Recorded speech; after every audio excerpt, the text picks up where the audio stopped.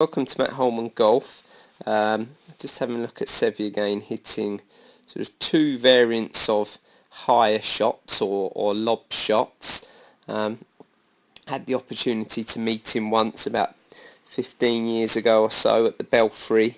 My first coach, Peter Mitchell, had learnt a lot of his short game shots from Seve and was good friends with him and had the opportunity to meet him and watch him hit some short game shots, and he's certainly the best guy I've seen around the greens. So on the left hand side you can see the ball is sitting down a little bit more than on the right hand side, so it's a slightly poorer lie, but on the whole the actual setups there look relatively similar. I think it's quite hard at this current point to really tell that there's going to be a big difference in the shots. Maybe there's fractionally more weight on the left hand side here with slightly more shaft lean, but I mean we're talking maybe 1 or 2 degrees different relative to where his head is on the right hand side compared to where it is on the left hand side. Maybe give something away a little bit. His chest is just slightly more over the ball and his shoulder line's a little bit more level, but they're quite small differences that you could quite easily miss. But it's when they start to swing, especially in the follow through, you're going to notice a difference. So let's look at Seve here starting to swing. So again, he's got that real nice setting of the club. Let's put a line on his head. Again, there's not going to be weight, relatively even, maybe slightly favouring his left side a little bit more. So he stayed relatively centred there, real nice setting and hinging of the club. So we can't get too fussy in terms of angles again, but he's holding a little bit more wrist angle, but you're going to really see a difference in the strike. You can see there's sort of a real explosion of the grass there.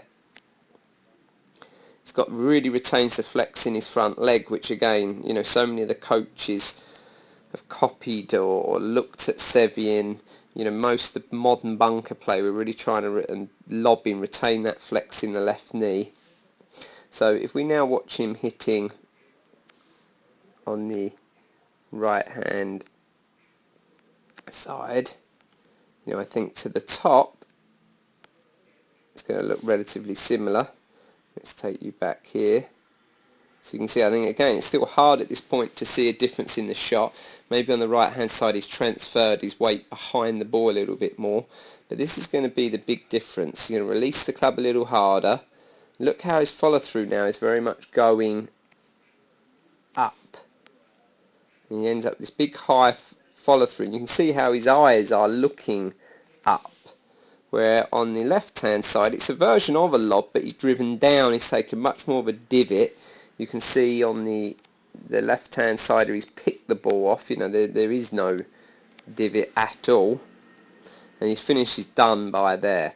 So most people sort of think that there's only one way to hit a lob shot, and that's with these big long swings, big follow throughs. You see from Seve, most probably one of the best has ever been. It's quite a difference. So if the ball's sitting down a little bit more, we need a slightly steeper angle of attack. We want to drive the ball a little more forward. We don't need a real big cut lob.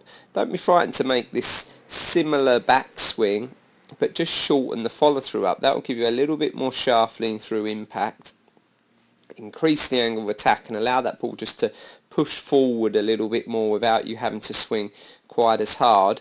And then go ahead when we need to hit the real cut lob, and don't be frightened to release the shaft a little harder on the downswing, and really swing through to a high full finish.